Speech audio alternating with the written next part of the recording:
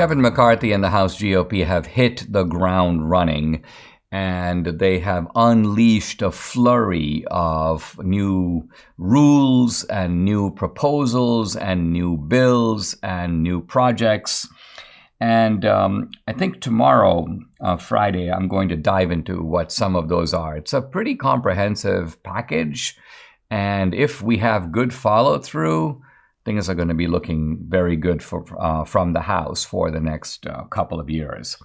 They're going to put the Biden administration, not just tie it up, but put it completely on the defensive. And it looks like the House Republicans are also unintimidated by the media.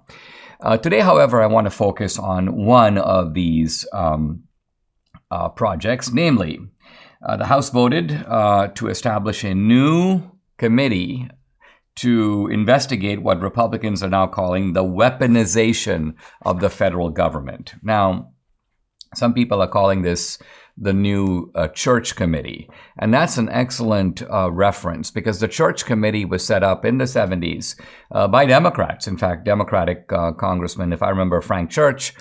And the idea was to investigate the abuses of the deep state, of the FBI, of the CIA. It wasn't called the deep state at that point, but the idea was you've got these police agencies of government. They don't seem accountable really to anyone. They operate sometimes as rogue agencies.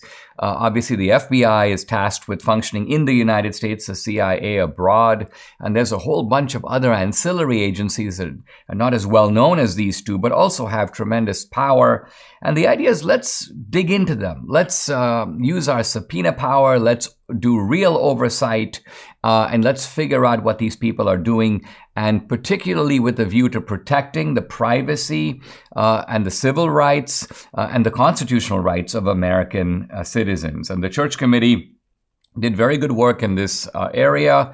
It's so interesting that we've seen this complete switch in which the left has gone from being the party that challenged, investigated, interrogated the deep state to now being the party of the deep state. And it's now up to Republicans to do what the left did in the 1970s. So this is a subcommittee of the judiciary, but it's going to be a very powerful one. It's going to have subpoena power. It's going to be able to function autonomously.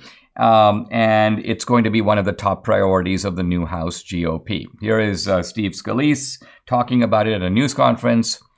We're going to set up that Church Committee to look at some of these federal agencies that are weaponizing government to go after families across the country based on their political views. This is the heart of the matter here, because remember that this weaponization of the government is not just about Trump. It's not just about the raid on Mar-a-Lago. It's not just about the January 6th defendants, although it includes all that. It's also about going after pro-lifers. It's about going after parents who go to school board meetings. So the FBI is out of control, and it needs to be reined in. And so what Scalise is saying is that, look, we're going to have this committee now. It's not just to protect Republicans or conservatives. It's, quote, to protect every American's constitutional rights. And this is actually a key point. The key point is that when the government goes after some people's free speech, everybody's free speech is endangered. Now, the left doesn't really get this point. Their view is, well, no one's censoring me. So their view is it's okay to censor the other guy. But they don't realize that once you give up the principle of free speech, then the other side can use that against you. Because now you're conceding that free speech depends upon who controls the levers of power. Well, you control the levers of power today, but don't make the mistake of assuming you're going to be controlling them forever. Now, this was a straight line party vote. 221 Republicans on one side, 211 Democrats on the other.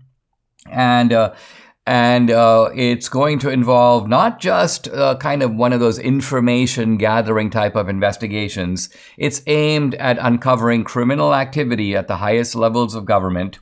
And it's also aimed at uncovering constitutional violations of civil liberties. Now, unlike the Republicans who said about the January 6th committee, we're not going to get on the committee, Democrats are agreeing to come on this committee, but it's going to have a majority of Republicans. So 15-member committee, 9 Republicans, 6 Democrats. By the way, the reason that Republicans boycotted the January 6th committee is not because they didn't want to participate. It's because Nancy Pelosi insisted on being able to kick off even Republican members of that committee. Now, Jim Jordan has not said that he would do that here. But anyway, here's Jerry Nadler, the top Democrat in the Judiciary Committee.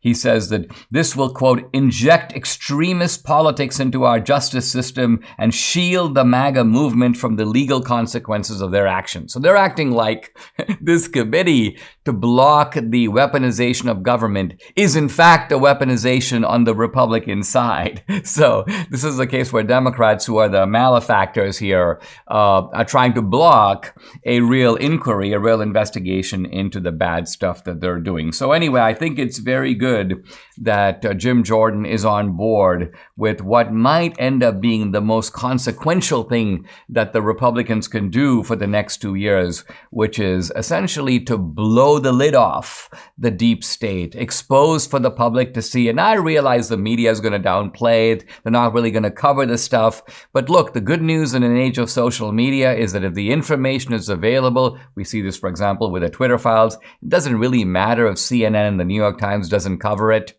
The information is out there for everyone to see.